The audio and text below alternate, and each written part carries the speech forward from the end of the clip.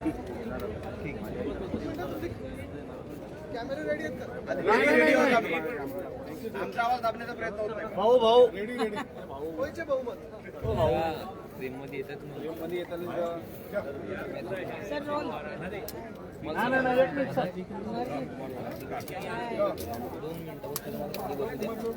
वाटतं ही जी चर्चा सुरू झाली आज सकाळी सुरू झाली की विरोधी पक्ष नेता कोण होणार, कधी होणार, काय होणार. मला वाटतं सगळ्यात महत्वाचं म्हणजे कधी होणार हा एक विषय.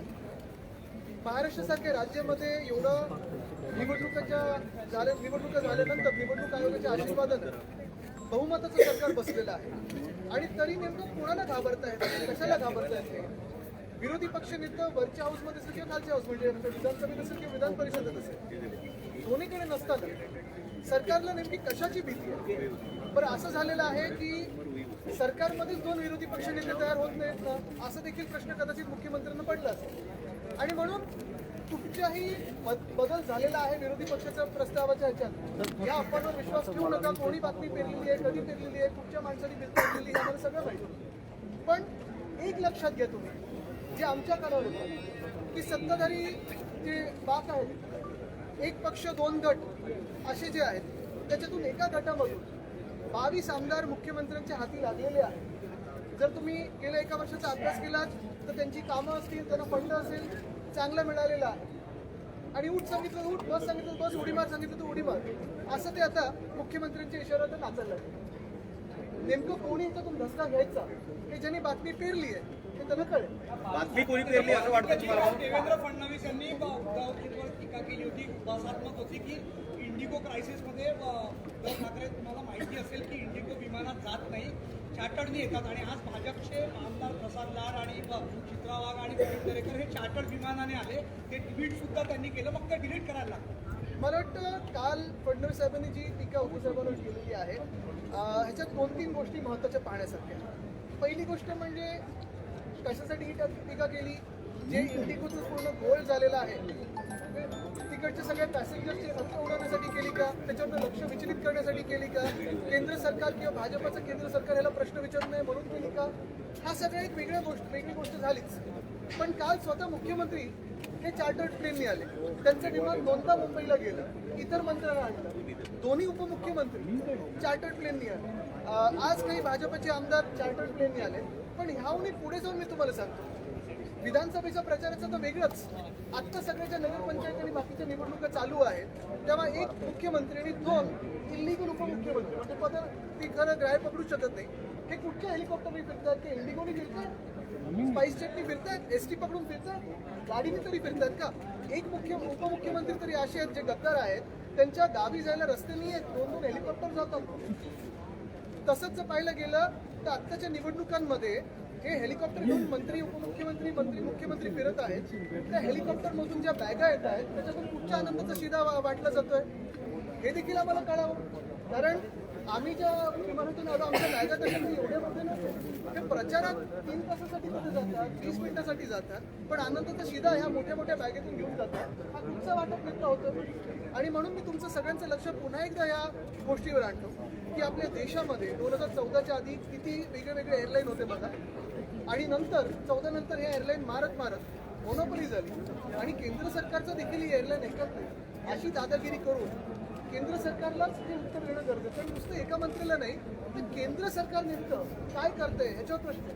रुपये बघा पडलेला आहे, 90च्या पुढे गेलेला आहे. एशियामधली सगळ्यात खराब परफॉर्मिंग करन्सी ही आपली आहे रुपयाची. तसं पाहायला गेलं तर शेतकरी आत्महत्या वाढलेल्या आहेत. परवा देखील आमचे जे खासदार आहेत ओमराजेजी, त्यांना उत्तर आलेलं आहे की महाराष्ट्र शासनाकडून प्रस्ताव आला नव्हता, आता आल्यानंतर म्हणजे हे सगळं उत्तर आल्यानंतर आता प्रस्ताव पाठवला आहे कर्जमुक्ती किंवा जी काही मदत असेल ती. म्हणजे एका बाजूला साफ लोकांबरोबर खोटं बोलायचं आणि दुसऱ्या बाजूला थट्टा करून लोकांचं लक्ष विचलित करायचं ही त्यांची प्रवृत्ती. एक मिनिट, मराठी पूर्ण होऊन हिंदी करू.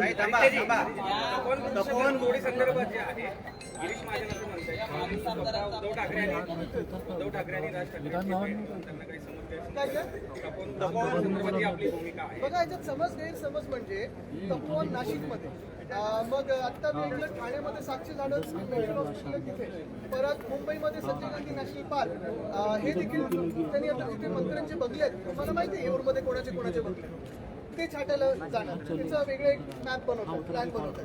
तसंच पाहिलं तर आपल्या नागपूरमध्ये इथे अजनीवन ते देखील मारायला चालले होते. मी मंत्री असताना ते थांबवलं होतं, तरी भाजपचे लोक ते कापायला मागेच आहेत. अरावली जे राजस्थान, गुजरात, हरियाणामध्ये आहे, प्रत्येक ठिकाणी या देशभरामध्ये आपण पाहतो जिथे जिथे पर्यावरण काहीतरी वाचलेलं आहे तिथे ते पर्यावरण नष्ट कसं करायचं हे भाजपला बरोबर माहिती आहे. मग हायवे, बोगदे वगैरे विकासाच्या नावाखाली विनाश कसा करायचा हे माहिती आहे. तसंच पाहायला गेलं तर ताडोबा अंधारीच्या मध्ये जे कॉरिडॉर आहे तिथे मायनिंग आम्ही बंद केलं होतं. मायनिंग कशाला सुरू करता तुम्ही तिथे? मेळघाटची वाट लावायचा कशाला हात घालतात? वेस्टर्न घाट्समध्ये सह्याद्री जो आपला पूर्ण पर्वतमाळा आहे तिथे देखील याला मायनिंग सुरू करायचं आहे. एकंदर कुठेही पर्यावरण चांगलं ठेवायचंच नाही, जगू शकतच नाही कोणी, अशी परिस्थिती करून. सर, विश्व हिंदू परिषदेला सायनमध्ये 2 ज्येष्ठ पत्रकार थांबा. बघा त्या 22 आमदारांमध्ये मी असं कोणतरी व्हाईस कॅप्टन म्हणून स्वतःला म्हणतात सुद्धा, यांचे काय उद्योग धंदे चालतात मला माहित. सर, विश्व हिंदू परिषदेला सायनमध्ये 2 एकर जमीन द्यायचं सायनमध्ये. हा, पण त्याच्या पुढे काय? विश्व हिंदू परिषदेला पण सायनमध्ये त्याच्यात काही अनियमितता आहे का, घोटाळा आहे का, ते असेल तर सांगा, आम्ही आणू नका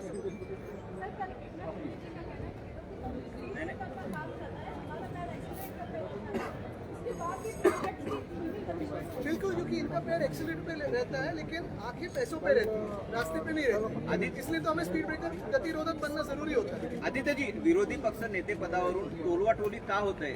सभापती, अध्यक्ष मुख्यमंत्र्यांवरती टाकतात किंवा योग्य नियम जेव्हा होईल तेव्हा आम्ही कळू असं म्हणतात. मुख्यमंत्री, सभापती आणि अध्यक्ष महोदयांवरती ढकलाढकली करतात, असं का होत असेल? आता तुम्ही टोलवा टोलीचा विषय घेतलाय, पण यांचं जे टोलवाटोलवी चालते ते थांबवण्यासाठी त्यांना आम्ही थांबू अशी भीती वाटते. एकीकडे तुमचं नाव सुचवलं जात आहे, दुसरीकडे भास्कर जाधव सरांचं नाव सुचवलं जात आहे.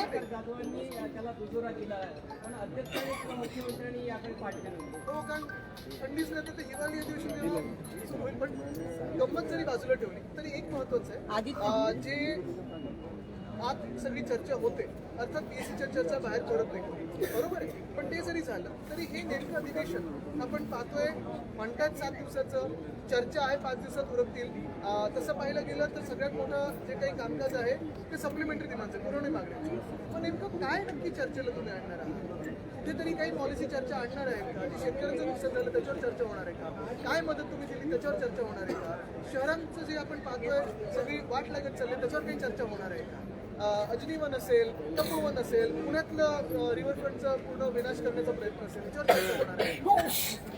मी हे म्हणत होत, माझा प्रश्न असा होता की दोन्हीकडे म्हणजे एकीकडे तुमचं नाव विरोधी पक्षनेता म्हणून सुचवलं जाते आणि दुसरीकडे भास्कर जाधव सरांचं बिलकुल नाव नाही. सुचवलं चाललंय. आम्ही जे नाव पहिलं सुचवलेलं आहे तेच आहे की अफवा, जसं मी सांगितलं, एका गटातल्या 2 लोकांनी पेरलेली आहे सकाळी आणि ते एक चॅनल चालवली. अफवांवर विश्वास ठेवू नका, हा सोर्स चुकीचा आहे. आदित्यजी, तळ पण कोकणामध्ये याच्यावर विश्वास ठेवा की त्या गटातले 22 लोक उडी मारायची तयारी. आदित्यजी, तळ कोकणामध्ये स्थानिक स्वराज्य संस्थांच्या निवडणुकामध्ये शिवसेनेचे आमदार निलेश राणे यांनी भाजपवरती पैसे वाटप करत असल्याचा आरोप केला होता. मात्र आज विधानभवनाच्या आवारामध्ये आमदार निलेश राणे आणि भाजप प्रदेशाध्यक्ष रवींद्र चव्हाण यांची मन की बात होताना पाहायला मिळाली. बघा, मी त्यांच्या अंतर्गत विषयावर बोलणार नाही, पण शिवसेना ही एकच आहे आणि शिवसेना उद्धव बाळासाहेब ठाकरे पक्ष हा एकच आहे.